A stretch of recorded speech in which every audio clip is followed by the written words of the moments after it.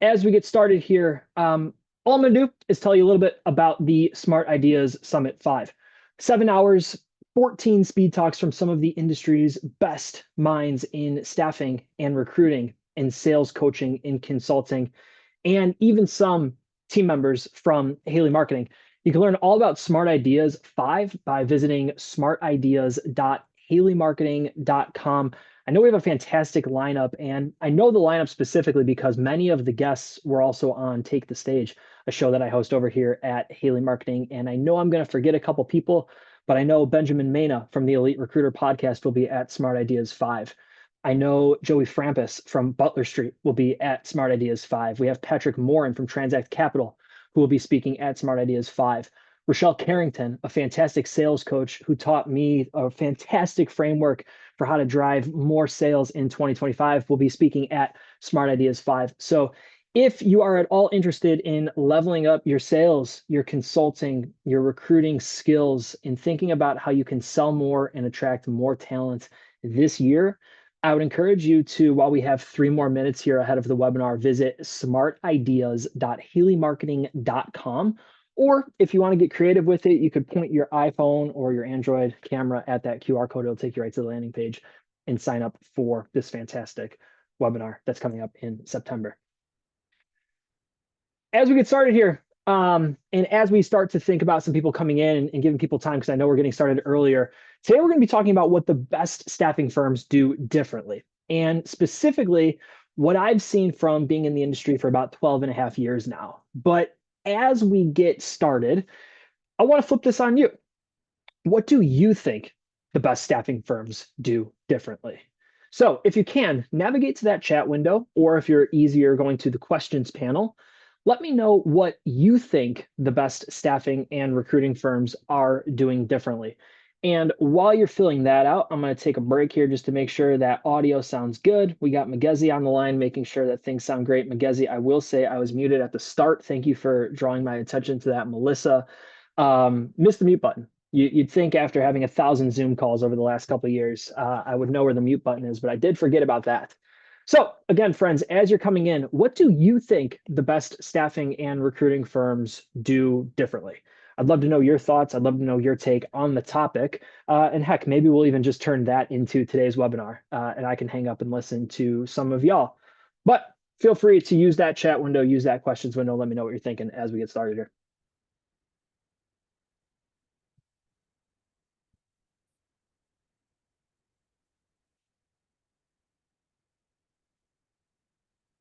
And while we're thinking about what the best staffing and recruiting firms do differently, I want to take one more second just to make sure that everyone has the chance to scan the QR code to join and sign up for Smart Ideas 5. D said they're a partner, not a vendor. They're not only reaching out for orders, right, D? It's not a transactional business anymore. We're going to talk about that in a little bit. Amy, they keep their online reputation and reviews with high ratings. I had seen a stat a little while ago that the average consumer expects a brand to have at least 3.5 stars, which I think is relatively low, and 100 reviews. Anything under that, you're not even in the equation for getting somebody's business or selling somebody an item.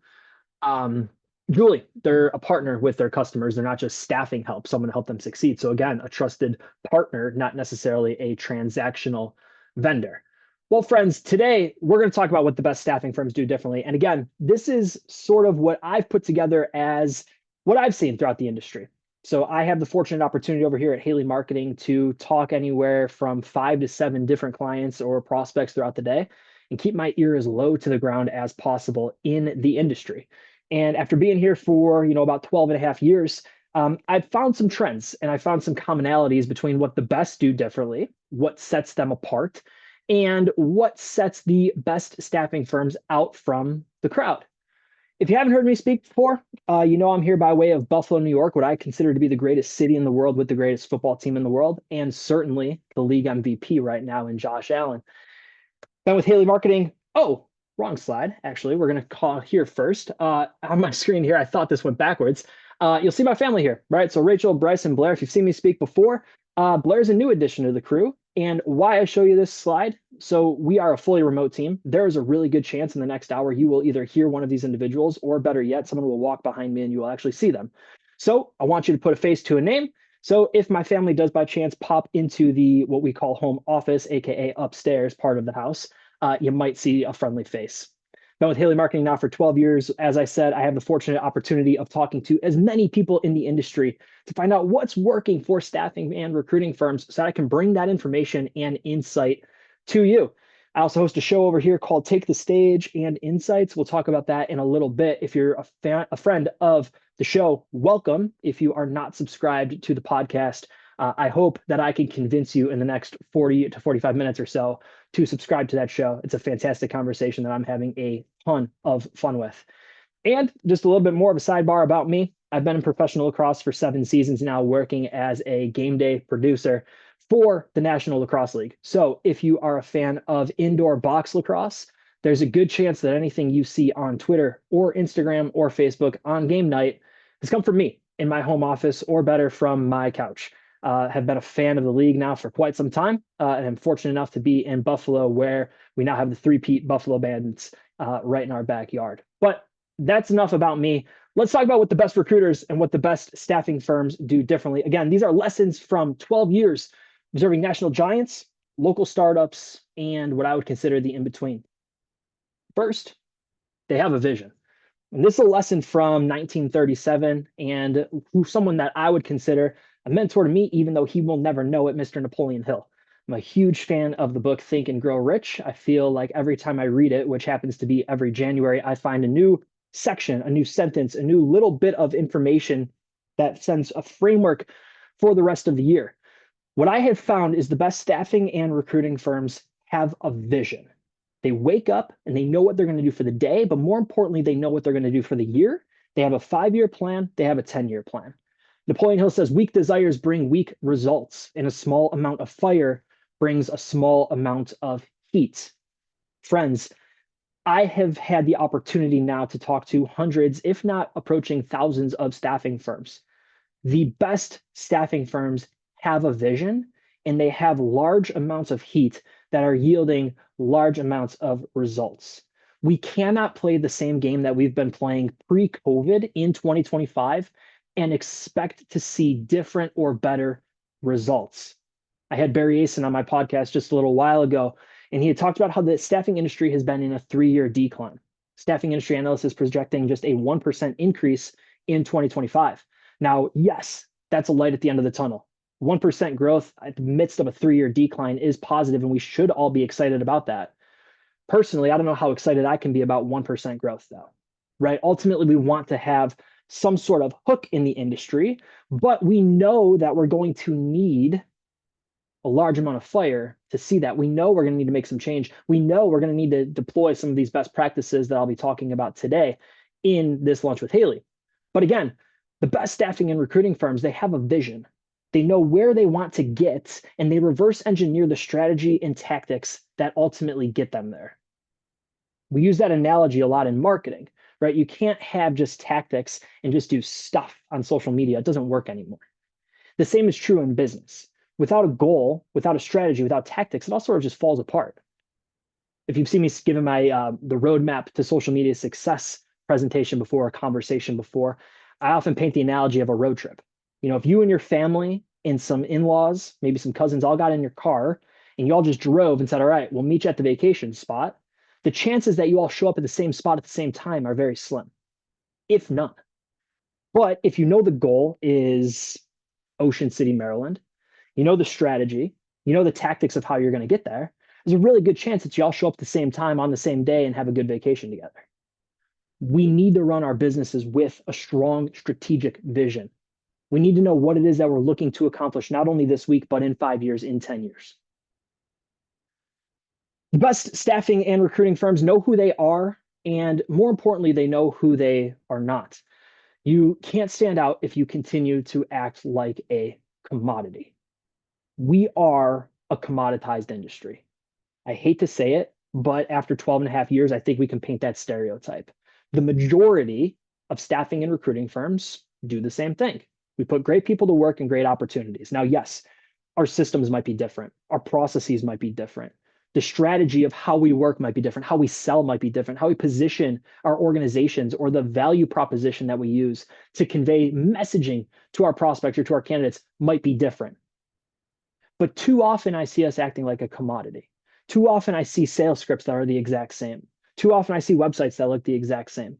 Too often I see recruiters or sales reps acting the exact same in the sense of if I picked you up from staffing firm A and put you in staffing firm B, your client would have no idea.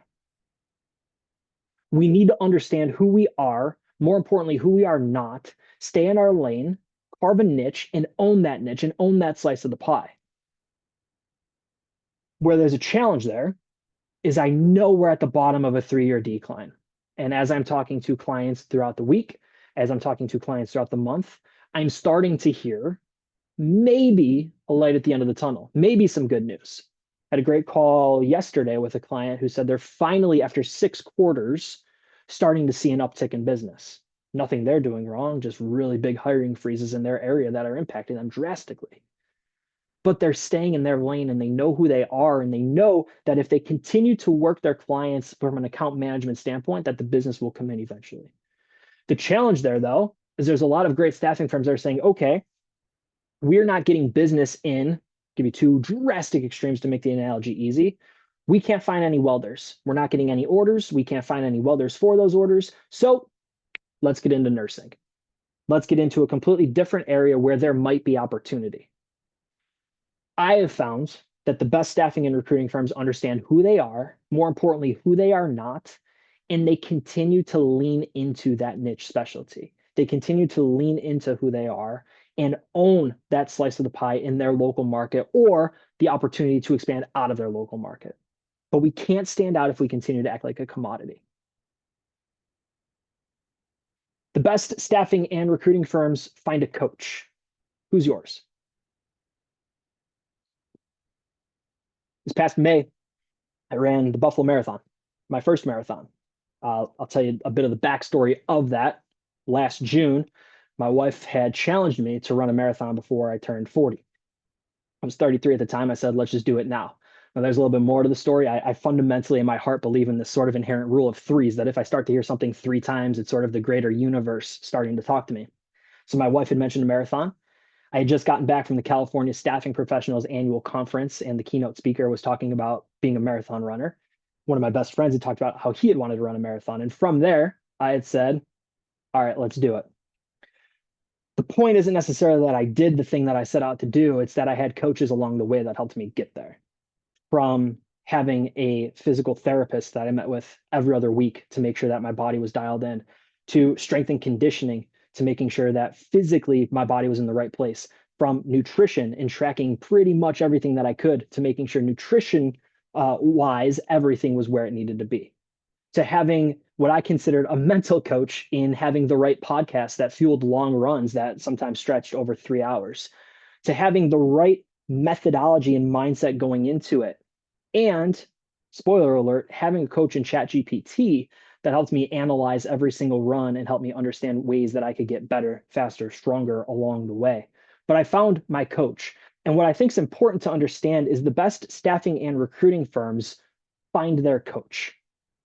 We cannot continue to try to do it ourselves. We cannot continue to try to go it alone.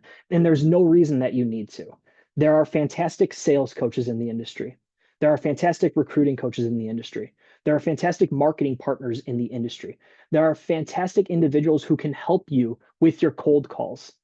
I had Dan Fisher on the podcast a little while ago that talked about how to break down the cold call and how to disrupt somebody on the other end of that call.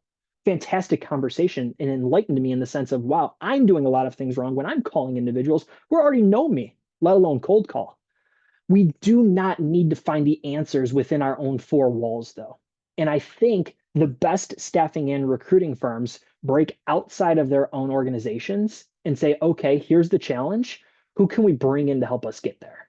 Now, I know there's sort of a comedy in the sense of saying this to the individuals who are on a webinar trying to grow and improve themselves and expand. And I said the same thing when I gave this talk at NAPS last month in Vegas. It's interesting how you talk about finding a coach to a room of people who are actively looking to develop themselves. But We as organizations, when I again look at what the best staffing and recruiting firms are doing differently, they find their coach. And there are lots of individuals who can coach on the same thing, but it's about finding who you align with, finding the right strategic partner, just like somebody alluded to in the chat ahead of it. Julie, finding that strategic partner and understanding that where you are right now doesn't need to be where you are 5 years from now. I said, when I completed the marathon and I sort of had this time to self-reflect, I had made the comment that you're 1 year away from completely changing your life and completely changing who it is that you are. You're 1 year away from your business changing completely by finding the right coach to help you get there. But you cannot be expected to do it yourself.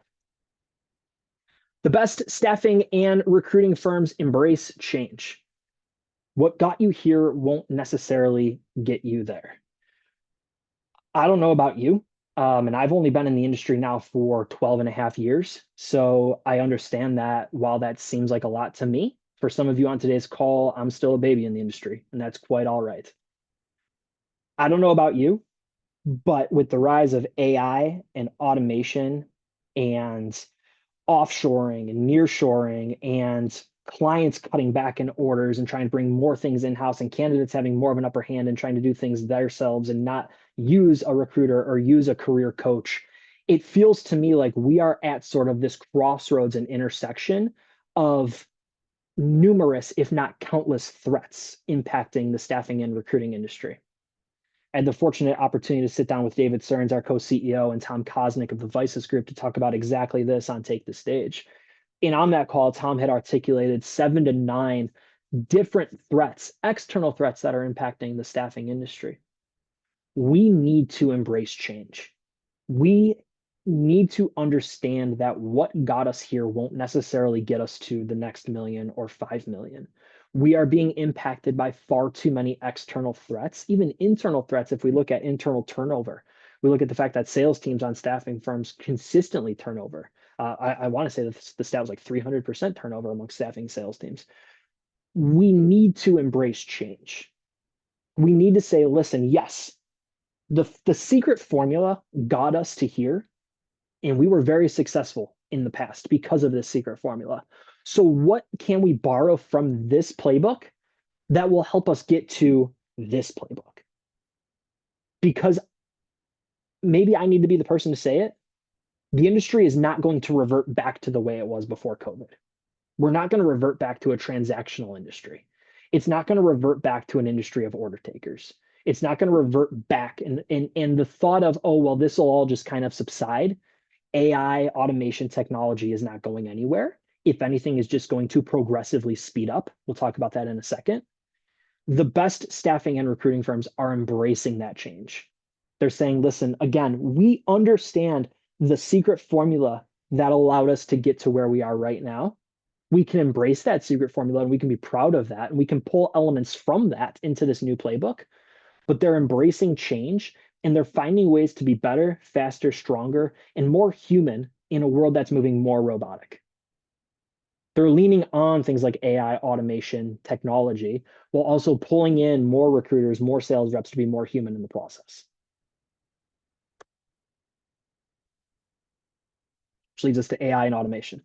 I want to take a second here, one, just to take a sip of water here and kind of take a break on my throat and my mouth, my voice for a second. But if we think about AI and automation in the chat, how comfortable are you with AI? And I want to ask the question this way. From a weekly basis, how often are you using AI in the sense of Claude, Gemini, ChatGPT? Are you using it daily? Are you maybe using it once a day, once a week? You don't even know what it is.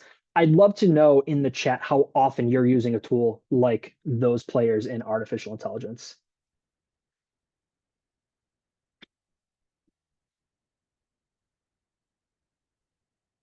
Wild. Um, Everyone is using it daily, and there have been multiple people saying hourly. No one is using it weekly. No one is using it sometimes. Um, Interesting, interesting, interesting. So if we're using it daily and we're using it hourly, now let's take another pause What are you using it for? And I don't want you to type a huge sentence or a huge book, but are you using it for sales? Are you using it for recruiting? Are you just dumping in a lousy email and telling ChatGPT to clean it up and make it look better? Are you using it to screen resumes? What are you sort of doing? And give me again just the 2 to 3 word overview. Revamping resumes, content for proposals, job descriptions, love that. Sales, job descriptions, enhancing communications, SOPs. Social is interesting. I like that, Lisa. That's a good point that we might touch on in a little bit here. RFP bids, blog posts. So I'm seeing a lot of content. I'm seeing a lot of written word type of outputs, right? So when I say written word, I mean blog articles or emails or social posts or different sort of written word type of output. Submittals. What's that one say? Build an Excel spreadsheet. Tori, that's interesting. Might want to talk to you afterwards about what you're doing there. That's an interesting thing. I'm personally using it to analyze a lot of data in my life, so I think that's interesting. Hourly for candidate ID and contact funnels, creating quarterly newsletters. Interesting. So again, content, AI detectors on resumes. That's interesting, Steve. So you're using AI to detect whether or not your candidates are. We don't say the word lying in my house because I have a 3-year-old. So if your candidates are fibbing to you, that's interesting. Um, Company research for sales. I like that too, Amy. Interesting. So very good. Thank you for humoring me with that. I was reading. I forgot to take the sip that I wanted to. When we think about, again, the best staffing and recruiting firms, they embrace change and they embrace AI and automation. I had Trisha Tampkin from More Essentials on Take the Stage. Over a year ago now at this point, but it's still one of my favorite episodes, and that's why I still articulate it in this talk. What was cool is I gave this presentation in Vegas last month, and Trisha was there. So she was able to actually expand on this take live, which was very, very fun for me to be a part of.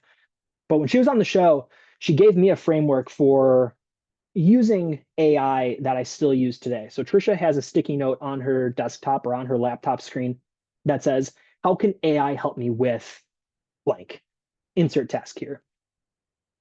Where I think the best staffing and recruiting firms are leveraging AI and automation is in the sense of not only eliminating or alleviating some of those C and D level tasks, but it's also using it in a way of upskilling what their team is very, very good at. If you love to be on the phone talking to prospects, if you love to be on the phone talking to candidates and other potential associates that you could be working with, great. Do more of that.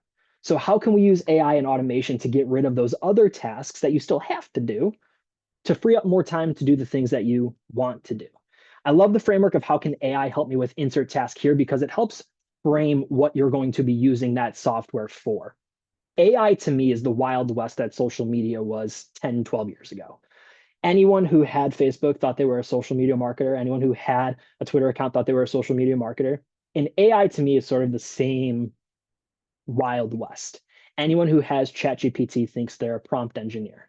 Now, when you put in the work and you get very good at it and you can understand what it takes to write a good prompt, the team at Haley Marketing is investing a ton of time into creating the perfect prompts, not only creating the perfect prompts, but also understanding what goes into the framework of a perfect prompt.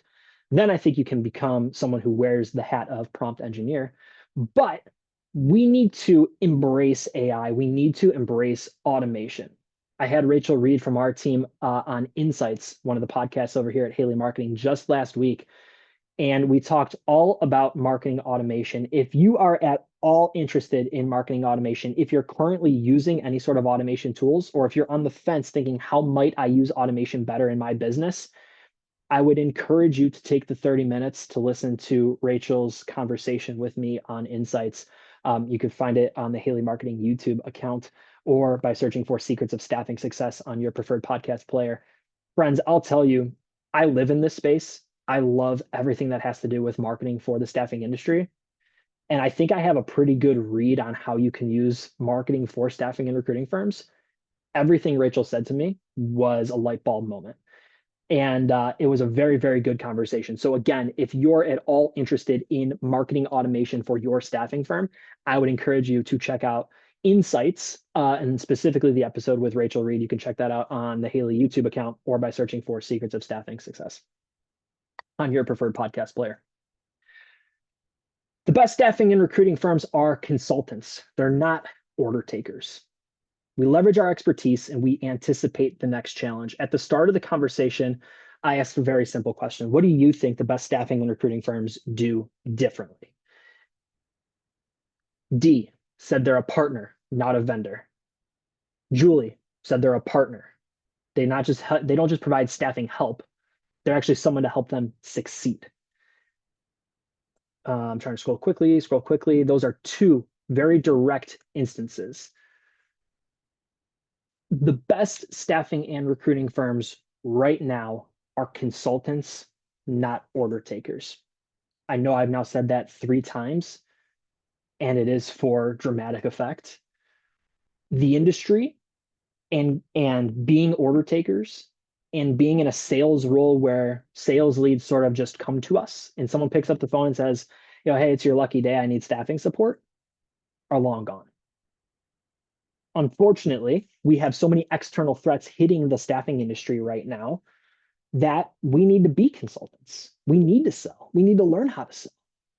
And the best individuals that I've had the chance to talk to in this industry understand that they're not just order takers, they're consultants for their current customers. They're consultants on workforce management. They're consultants on, in some cases, if it's high volume staffing that has seasonal demand, it's understanding that seasonal demand better than your clients. It's knowing what's going to happen in their business because your ear is so low to the ground in the local hiring market that you know what's going to impact their hiring and their business before they will. And it's being a consultant and being able to have that conversation with them.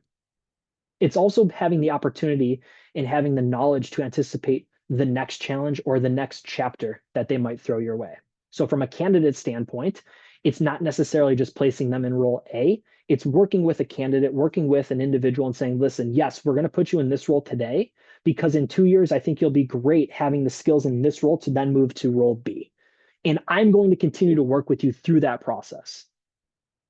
The high volume order taker play is not where I see the industry continuing to go at all. And we have the data that supports that. We know that sales are down as an industry. We know we're on a 3-year decline as an industry. The best staffing firms are having different conversations with their clients. They're consulting with their clients. They're consulting with decision makers. They're not coming in and just selling staffing services. They're selling the solution. They're selling why you need temps or why you need high-level executives in key roles. They're selling the value that they bring to the table that, yes, there's a markup on our services. There has to be because of the value that we bring to this. And when there's value, that cost goes away. The perceived value of that cost completely disappears. So again, the best staffing and recruiting firms are consultants.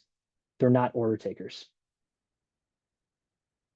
Friends, real quick on your screen, there's an ad for 20% off any new marketing service. If at all you're interested in marketing services in 2025, you'll see this again later in the presentation. We're going to talk about it, but I would encourage you to go to bit.ly/Bialy20, all lowercase. That's going to take you to a fantastic landing page that our team put together that's going to document everything that is essentially on sale for Q3.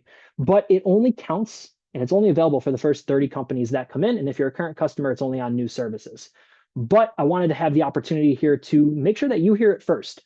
I haven't seen a ton of our team's marketing go out on it yet. So for all of you that are on today's Lunch with Haley, consider it your friendly neighborhood marketing guy giving you a little tip here. If there's anything that you might be interested in Q3, Q4, now's your chance really to take a peek because a lot of it is going to be 20% off. But again, it's only for those first 30 companies that come in. And if you're a current Haley customer, it's only on new services. Again, bit.ly/Bialy20. All right, let's keep going. The best staffing and recruiting firms are multi-focused. They realize that it's candidates and clients. It is not and never should be an or statement. I have a lot of calls throughout the week. Outside of calls, I have the fortunate opportunity of hosting a podcast where I talk to sales coaches and trainers on a weekly basis. I'm very fortunate in the opportunity to be able to travel and speak on behalf of Haley Marketing probably 5 to 7 times a year and meet with hundreds of other people in staffing and recruiting. Friends, I have to say, 95% of the time when I say, what's the biggest challenge for you? It's an and comment. Well, we have more candidates than we know what to do with, so we need orders. Or we have all the orders in the world, we need candidates. It is not and never should be an or comment. We need both. We need marketing that drives both. And I fear we have this sort of pendulum of an industry where we're constantly chasing, we're constantly reacting. And when we're constantly reacting, we're never in full control. So instead of operating from an or comment of we need candidates or we need clients, in my heart, the best staffing and recruiting firms go after both. They have marketing that drives both. They have recruitment marketing that drives talent, that drives applications, that drives the right individuals coming in to apply. And they have marketing that supports their sales system that has the right orders coming through. And if orders are not to be found because it's a tough economy, then they have the right marketing in place that has the right account management principles so that when there are orders to be found, that company knows who to call on day one. I had a great call with a client yesterday who, frankly, they're just not getting the orders because of the economy. There's a hiring freeze in their specific space. I don't want to get too into it, but they have the opportunity to have a ton of business when the floodgates open. So we had articulated and we had a great conversation about how the marketing that they deploy should be an account management style marketing so that, again, when those companies are hiring on day one, they know who to call. And the day one methodology is one that I'm borrowing from the American Staffing Association. And I can't remember exactly who was giving the presentation, but they had said that you need to be on somebody's day one list. And the day one list goes for anything. You chip your tooth, who are you going to call on day one when you need to get it fixed? Your sink starts to leak, who are you calling on day one when it has to get fixed? You now need staffing services because you have high seasonal demand. Who are you going to call on day one? We want to be on somebody's day one list. So the marketing needs to support that. We need to have that account management style marketing that helps us support that. But the best staffing and recruiting firms I have found are multi-focused. They understand that we as an organization need candidates and clients. It's not a reactive industry. Yes, it is a reactive industry. I am challenging you listening today to operate in a different mindset, to not chase that is what you need, but instead drive applications and orders and drive both. I see this a lot on the marketing side of things, on clients and projects that we're working on, and on projects that I just get to hear about at conferences or sit down around a table and talk to people about. It's okay, let's deploy. I just saw an email newsletter come through because somebody was using it for AI. So let's talk about an email newsletter. We want to deploy an email newsletter. Great, let's send it to our candidates. Great, let's do that. We completely ignore the client database. Is it that we no longer need any sort of orders? No, it's just that's what we're focusing on right now. And I would challenge to say, okay, well, we need two. We need both. We need to make sure that we're multi-focused. The best staffing and recruiting firms obsess over experience, both candidate and client. They provide that cherry on top of the ice cream sundae or the banana split. To me, when we look at something like a banana split, the cherry is completely optional, but it puts that sort of, wow, you didn't have to do that for me. The best staffing and recruiting firms operate with that mindset every single day. What is it that you can do for your candidates that stops somebody in their tracks and makes them say, wow, they didn't have to do that for me? Or your clients, what is it, or your prospects even? What is it that you can do that stops them so that they say, wow, Brad, you didn't have to do that for me? On the other side of things, I want to talk about digital marketing for an example. And for a second, we need to obsess over the candidate and the prospect experience. When we look at our websites, when we look at social media, when we look at selling our services, when we look at getting candidates to take action and apply, I am here today to say that we are up against the likes of Amazon. We're up against the likes of Facebook. We are up against the likes of Nike and Under Armour and any other consumer goods company that you might say. Amazon has a way of screwing things up for all of us. When we look at somebody like Amazon, we are looking at the fact that I can order something right now. Let's actually do it. So if I click on Amazon and I need to buy a new workout supplement, I need some running gels. I didn't even have to click anything. I just clicked the button because it was already seen as something that I recently viewed. And if I click add to cart, and now all I need to do is click on that cart and click buy in three clicks, that can show up at my house in less than 24 hours. In 3 clicks. How long does it take for a candidate to apply to a job on your job? How long does it take for a prospect to fill out a form on your site where they can actually request your services or request information on your services? Friends, I just bought something in 5 seconds, live on a webinar. Reducing friction is what Amazon does. I don't know if my friend Matt Lozar is on today's show, former co-host of Insights and a good friend of mine still, former Haley marketing employee over here. He used to talk about reducing friction all of the time. We need to reduce friction and we need to deliver fantastic candidate and client experiences. That starts by playing from the playbook of some of these consumer goods sites, thinking through, okay, how do I make it easy for candidates to apply? How do I make it easy for clients or prospects to get a hold of us? I've seen lately many, many websites that have form fields that just require too much information. We know as human consumers, we don't want to fill all of that out. So what can we reduce? What can we simplify? What information do we absolutely need? I was actually just talking to a client about this 2 days ago. What information do we absolutely need? Not to pre-qualify them, but just so that your team can pick up the phone and have a strategic conversation with them. We must obsess over the experience. Blanton says, I went on Amazon and bought Think and Grow Rich within 2 minutes of you talking about it. I should have given you the affiliate link and I could have made 35 cents there, Blanton. So I appreciate you doing that. Fantastic book. Lessons from 1937 that will hold true in 2025. Fantastic book. But next time, ask for the affiliate link, my friend, so I can at least add a little bit to the college fund over here for Bryce. Marketing with purpose. The best staffing and recruiting firms deploy marketing with purpose. Goals, strategies, tactics.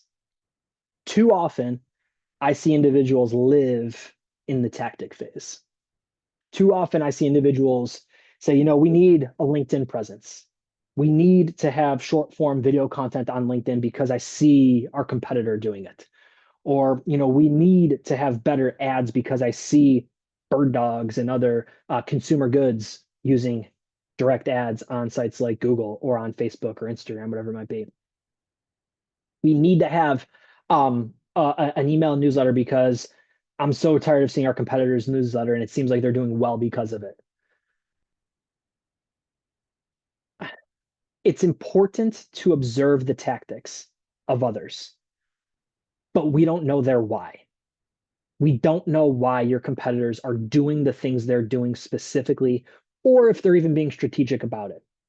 So if we only deploy tactics and we think we're stealing from someone else's blueprint or someone else's playbook, we don't know their why or their vision for the tactics that they're deploying and thereby you are deploying. The best staffing and recruiting firms deploy marketing with purpose. They start with a business goal. We know at Haley Marketing, we call them SMART goals: specific, measurable, achievable, realistic, and time bound. Brad, we know in 2030, this is where our organization wants to be. This is where we need to be. We have this vision, right? Because we've read Think and Grow Rich, Blanton, and we've written down what that vision is going to look like. We know where we're going to be in 2030. That's the goal. Okay, what does the strategy look like to get there? Well, if we're going to grow by, let's say, 5 million, we're going to have to sell a lot more staffing services. So let's just take the sales side of things. Okay, great. Well, how are we going to sell? Who are we going to sell to?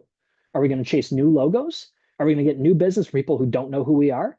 Are we going to get deeper with our current customers? And for every customer that we currently have, are we going to 3x our relationship with them? Because that's different marketing, completely different marketing. Or are we going to reactivate former customers? Are we going to go back to the people that worked with us back in 2018 who haven't put in an order recently and deploy marketing that speaks to them? My hunch is that we're going to do all three. But if we're going to deploy marketing with purpose, all three audiences require very deliberate and specific messaging. It's very different if you're trying to get somebody to buy this shirt in red than if they've never bought it ad in the first place at all, right? So when we deploy marketing with purpose and we think about acting with purpose, and this is something that I'm incredibly passionate about, we need to know the goal. And that's not a strategic social media goal or a social media metric. Every tactic should have its own goal too and have its own North Star, but the goal aligns with business. We know in 5 years we want to get over that mountain. Here's the strategy. Here's how we're going to do it. And then ultimately, here are the tactics that we are going to align to each strategy that marches closer towards that goal. And along the way, each tactic has benchmarks so that we know whether or not we're marching closer. I had said earlier when I alluded to the marathon that I ran in May that you're 1 year away from completely changing your life. So when I ran out on May 25th and I completed the Buffalo Marathon in 4:29:14, behind the curtain, the first run that I ran in June the year prior was a 2 mile run walk that I couldn't even finish. Thought about giving up on the whole thing because it was so hard to get through 2 miles of running and walking that I couldn't fathom the thought of getting to a 26-mile run. But because the goal remained true, finish the thing. I will say there ended up being time goals that we set along the way too. That led to strategies and tactics that led to understanding what it took to get to that goal, that it was more than just running, that it was slow runs and fast runs, that it was having time under tension and going for those long runs. It was having the right nutrition, the right sleep, the right recovery, all of that. It all matters. But those are all tactics in the greater good of the goal that you're looking at. So, friends, I would encourage you, if you're deploying your marketing right now for your staffing and recruiting firm, whether it's with Haley Marketing, you're doing it yourself, or heck, you're even working with another trusted partner in the industry, that's okay too. Challenge yourself and challenge those strategic partners to understand what the SMART goal is. What are we trying to do here in the first place? What is our North Star? And if we can't articulate it, we need to sit down and think about what it should be, because then ultimately the strategies and tactics will march closer towards that goal. A question here from Matt. Let's read it on the fly, Matt, and see if we can talk about this really quick. If the inquiry form for prospects on our website is possibly too dense, would using an AI tool to scrape their respective website for that info that otherwise would be manually answered a legitimate solution? Is asking for information inherently a negative experience? I think you're teetering along the lines of two different things. Somebody who gives you their information is much further down the decision-making process than someone that does not. And there's almost two avenues there, right? So if I'm going to download a piece of gated content, I want to download an ebook or a salary guide or a piece of information that only your staffing firm has. I'm a big fan of Alex Hormozy. He calls it 1 of 0 content, content that you've created that 0 people in the world have created. Other people will call it 1 of 1 content, right? I think it's a little bit easier to understand there too. What is the only piece of content that only you can make? Things like an example that I give often is flipping the dialogue from an easy topic like 7 resume tips. Anybody can write that article. Everyone has written that article. But if instead you frame that to, in 2025, I've reviewed 25,000 resumes, or whatever that number might be. I'm sure some of you on the call, it's higher, some are lower. These are the 7 things that I look for that I know will get people a job. That's 1 of 0 content, and that is content that every job seeker will want to read because it's human and it comes from what you are seeing from the front lines. It comes from experience. So, Matt, to your point, someone fills that out. Maybe they just want the content. That to me is a marketing qualified lead. Let's continue to follow up with them. Let's keep them on a newsletter. Let's serve them pay-per-click ads. Let's stay in their world. Let's stay in their ecosystem. So when they are ready to take action and become a sales qualified lead in SQL, they fill out something like a request a consultation form or request an employee form, whatever it might be, a contact form. Those people are much farther down the conversion funnel than somebody who fills out an MQL, marketing qualified lead form. Now, what you're also alluding to is something called lead tracking. Over here, we call it IP tracking, which I think is table stakes of having a website in 2025. We have a great offer for it over here. If you're using something like ZoomInfo or Apollo, they also have that offer where you put some sort of cookie on your website. Tag is probably a better word on your website so that when somebody looks at your site, it then follows them to collect information and data about them. We've found that typically 35% of individuals can be tracked. A lot of people are browsing incognito or they're asking websites not track their information. But from there, you then know who is on your website if they don't fill out a form. That to me is table stakes of having a website in 2025. I think anyone who has a website should automatically turn on IP tracking. You need to have the visibility of who is on your website. More importantly, Matt, who is on key pages of your website. You should know who is looking at your job board. Those are most likely candidates. You should know who is looking at your services pages or your request an employee page without filling out the form. Those are soft leads. Your team should be marketing to them, should be following up with them. Cold calling them, knowing darn well that they were on your site a little while ago. Again, from me, it's not another talk I give is sort of like the table stakes of what should be in every sort of marketing plan. IP tracking is one of them. I think remarketing is another one. It's just an ongoing SEO is probably the third, but those are definitely two. You just need to have it if you have a website, right? You're not capturing data from everyone who's on your site. Your team needs the insight because a marketing number, and I understand I'm getting a little long-winded here, Matt, but I think it's a great question. I think it's one worth talking about. It's great, Matt, if I can say, yeah, man, last month 150 people landed on your contact form, and of that, 7 filled it out, and here's the 7 names, here's their emails. But you on that call are going to say, great, what about the other 143? What do I do with those? To me, as a marketer, I can just tell you the number. I lose tracking. But if we had IP tracking on that page, I can say, well, okay, 35% of 143 people, I'm not going to do that math on the call, but let's call it 50 people are identified. That's probably a little too high. No, it's probably pretty close. 50 people are identified. Your team can now follow up with them and either move them as a marketing qualified lead in MQL or an SQL and start doing the work on those people. Good question. Appreciate you, bud. You integrate marketing and sales. So the best staffing and recruiting firms integrate marketing and sales. I have heard it takes anywhere from 18 to 20 touches for an individual to fundamentally know a company exists. Whether you're selling t-shirts, you're selling energy drinks, you're selling staffing services, it takes 18 to 20 touches for a company to fundamentally know you exist. That's not to give you the order. That's not to give you their business. That's just to know that Brad's widget company is on this planet. Brad Smith from our team, our chief strategy officer, went to a recent conference and a recent roundtable where someone reported it takes 70 touches for someone to then get into their world and become a lead where they then fill out a form. So after 70 touches of calls and emails and direct mail and social posts and ads, 70 touches, that person then fills out a form where they can then get a hold of them and fill out some information. I am here today to say that you are not reaching your prospects enough. And I have many, many calls where I hear from either clients or prospects say, well, I don't want to annoy our prospects. I don't want to send too many emails and annoy them. I don't want to turn them off. I don't want them to see too much of me on social media. I don't want them to get too much of our literature in the mail or brochures in the mail. Friends, I don't know about you, but I am moving at 100 miles an hour all day, all day.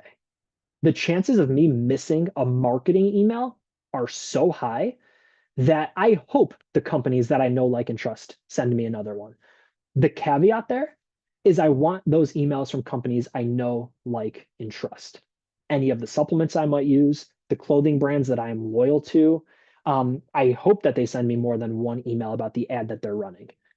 If a supplement company is running an ad on Amazon or Prime Day was just the other day, I hope they send me more than one. I hope I see the ad when I'm looking at Facebook. I hope I see the ad in my email because I'm not going to take action the first time I see that ad.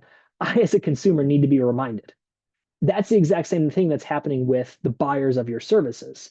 So we're operating in this world of, well, I don't want to annoy them. We're forgetting the fact that these individuals are so busy throughout the day that one email a month to them is not nearly enough. We're treating an email or we're treating one social in-mail on LinkedIn like that's enough to get somebody's awareness and attention. We need to integrate our marketing and our sales system. So what might that look like? There are fantastic sales coaches in the industry who will tell you a 10 or a 12-step sales process. Great. For sake of this conversation, Let's accept that we're trusting a 10-step sales process. We also know that it takes 17 to 20 touches for someone to fundamentally know you exist. Let's assume it's 17 to 20, not 70, because it's easier for me to articulate in a couple minutes here. We know 10 is not 20. We can all agree to that. So if you're creating a 10-step sales process of phone calls and emails and in-mails and maybe even a drop by, your marketing should overlay that sales system so that after a call, maybe they're getting an automated message. After that automated message, maybe a couple days later, they're getting an in-mail. Then maybe they're getting some direct mail. Then maybe you're dropping by. All of that is being surrounded with pay-per-click advertising. So whenever they look at a site like Facebook or they go out to the internet and they're tapped into Google's advertising network, they're seeing Brad's staffing firm around the internet, more touch points. We are running maybe a Facebook ad campaign so that they're seeing ads on Facebook. They're seeing ads on Instagram. Maybe we're running a LinkedIn campaign. They're seeing ads on LinkedIn. More visibility, more touch points, more digital billboards that our individuals and our prospects can see.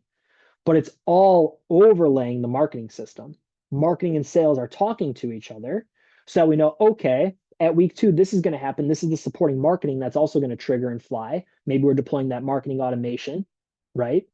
That I would encourage everyone to check out that Rachel was talking about in the last episode of Insights. But the best staffing and recruiting firms are not operating in a silo of marketing is doing this. I have no idea what the sales system looks like. The best are talking to each other, and it's an integrated system that is helping you warm the conversations so that your sales team can have more of the right conversations. The best staffing and recruiting firms put the social back in social media. They're human, they post regularly, and they share a little bit about themselves every single day, or at least whatever works for them. I call it the social media workout program. I've called it that for 13 years at Haley Marketing. I would never tell you to go run a marathon if you've never ran at all. Having done it, I absolutely would not tell you that, but I might tell you, okay, go walk around the block this afternoon. And in 2 days, I want you to run down the street, I want you to run down the street, walk the corner, run down the next street, and sort of have this box methodology, right? I want to give you this workout plan for a run. The same is true for social. What can you commit to? The challenge, friends, that we found back in COVID is the companies that went silent on social are the ones who appeared to go out of business and worse, ended up going out of business. We need to put the social back in social media. It shouldn't just be link after link after link, job after job after job. It should be human. It should speak to the pain points of your candidates. It should speak to the pain points of your prospects, of your clients. It should be so authentic to the people that you are trying to reach that they have to consume the message. And listen to it. Listen to the data. After posting for a month or two, look at what posts do well. That's your audience's way of telling you they want more of it. It's a pretty easy formula to figure out if you just stop and listen. So when we look at social media and we look at, okay, we're going to post for a month, great. Now let's dissect that. What post did really well? Okay, well, are there some commonalities in those posts? Were they pictures? Were they text-based? Were they video? What did they look like? Did they feature a human? Did they feature some sort of headshot or graphic like you see on the screen? Or were they graphics? Were they completely just animated, had nothing to do with a person? Let's find the commonality and then do more. All right, let's wrap it up. We're coming up here on 2:50, and I wanted to leave some time for questions. I knew it'd be about 50 minutes, and we're spot on. This, if you have to screenshot anything from today's talk, I would think this is the one to do it. But this is essentially your set list from today's presentation, what the best staffing and recruiting firms do differently. Let's run through it. 1, they have a vision.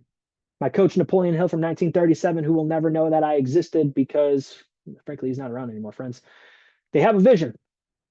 They know where they want to get. They say, okay, we want to get over that mountain. In 5 years, that's where we're going. They build the strategies and the tactics to get there. They know who they are, and more importantly, they know who they are not. They know where they can thrive, and they live in that world. They find a coach. They embrace change and AI and automation.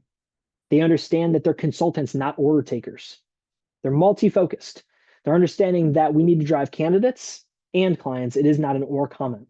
They obsess over the experience, both candidate and client. Like I said, Amazon has a funny way of screwing things up for all of us. And if someone can order something and have it at their house in 24 hours, Your candidates and your prospects expect the same level of service. Now, yes, I know you're not selling consumer goods, but they've come to understand that that's how the world works. And they expect that same level of efficiency and reduced friction. They deploy marketing with purpose. They understand what the goals are: SMART goals, specific, measurable, achievable, realistic, time bound. And then they know the strategies and tactics that will get them there. They integrate marketing and sales. It's not a siloed approach. We're not selling, we're not recruiting, and then we have some sort of marketing doing whatever. The marketing overlays the sales system, it overlays the recruiting system to help rise both of those tides and rise those waters. And they put the social back in social media. Friends, before we get to questions, there's a couple things that I want to tell you about. I mentioned it a few times on the show. If you're a friend of the Secrets of Staffing Success podcast, it's great to have you here. If you are not a friend yet, I hope that you will become one. For the last probably 7 years, I've hosted the show Insights over here at Haley Marketing. We just crossed 165 episodes. The math on that is we've done just about one every other week for the better part of 6 to 7 years. On Insights, I sit down with somebody from Team Haley to talk about what's working in digital or recruitment marketing. Great lessons from the projects we're a part of, what we're seeing on the front lines of marketing for staffing and recruiting firms. That's on Insights. On Take the Stage, I have the opportunity to sit down with some of the industry's top sales consultants, coaches, and strategic thinkers to learn what it is that they're seeing to bring that to the podcast every other week. Take the Stage started as I was flying to NAPS one year. I learned about the forgetting curve, which shows just 1 hour after learning new material, 50% of it is gone. That means by 4 o'clock today, 50% of what you just heard me talk about will be in one ear and out the other. In 1 week from now, you won't retain 90% of what I just said. That's the forgetting curve. I have a challenge with that, and I have a problem with that. If we're all going to go to conferences and we're going to learn from the individuals that you see on your screen or others, we need to make sure that we're continuing to learn from these individuals. So I launched Take the Stage in partnership with Haley Marketing, and we have the opportunity of speaking with some of the best in the industry. Tom Kosnick was on the show. We had Dan Fisher. Most recently, we had Patrick Morin. We had, if I go back a little bit here, Rochelle Carrington was on the show. You see Joey Frampus on your screen. You see Mike Cleland, Barry Asen from SIA, Kendrick Cato. Quite a few people. And we are just getting started. We have a stacked lineup in Q3 that I am incredibly fired up about. So you can get both Take the Stage and Insights by subscribing to the Secrets of Staffing Success. This is the only newsletter that I subscribe to. I'll be fully honest with you, and that's not because I'm a Haley Marketing employee. It's because it's the only newsletter that I actually want to read as a newsletter. Smart Ideas Weekly, you can go to haleymarketing.com/smart ideas weekly to sign up, or if you're a little bit more tech savvy than that, you can point your iPhone camera or your Android camera at the QR code on your screen. That'll take you to the landing page to sign up. Every week, it's usually David Stearns, our co-CEO, writing a long-form article in the newsletter. Some weeks it's other people. I've taken over the newsletter a couple times. I know a couple other team members have as well. But that gets sent out every Saturday morning, and I am not fibbing at all when I say it is the only newsletter that I have continuously signed up for and continue to read on a weekly basis. You go to haleymarketing.com/smart ideas weekly. And I mentioned it at the beginning of the talk. I mentioned it twice throughout the talk as well. Smart Ideas 5 is coming. 7 hours, 14 speed talks, and priceless ideas. Individuals like Joey Frampus and Rochelle Carrington. We have somebody from Staffing Industry Analyst whose name is escaping me. I apologize. Fantastic individuals from throughout the industry and multiple members from Team Haley. 7 hours, 14 speed talks. You don't need to be there all day. You can come and go as you please or around meetings. I will also be the first to admit that I won't be there all day. 7 hours on Zoom is way too much for me as well. But I'll probably take some of the sessions to the gym with me, maybe go on a run and listen along while I run. You can do that as well. So you'll go to smartideas.haleymarketing.com to sign up for Smart Ideas 5. And our next webinar, AI LinkedIn Thought Leadership, how to build authority and drive sales. I believe that's with Brad Smith and David Stearns. That's going to be on July 22nd. So that's coming right up next Tuesday at 2 p.m. Eastern. You can subscribe, sign up for that webinar by going to lunchwithhaley.com. What's great about that website as well is we also have all of our webinars on demand. So if you want to watch this webinar again or any of the others that we've released over the last, 12 to 15 years, you'll be able to watch them by looking at webinars on demand. With that, if you have any questions, I'd love to answer those for you. You can use the questions or the chat window. We're coming right up on 3 o'clock, where I know I told you I would get you out and get back on with your day. So for now, what I'll do is I will leave this QR code on your screen so you can sign up for Smart Ideas 5. If you have any questions, let's chat about it. Otherwise, I appreciate y'all being here for lunch with Haley. Take care and be good to each other.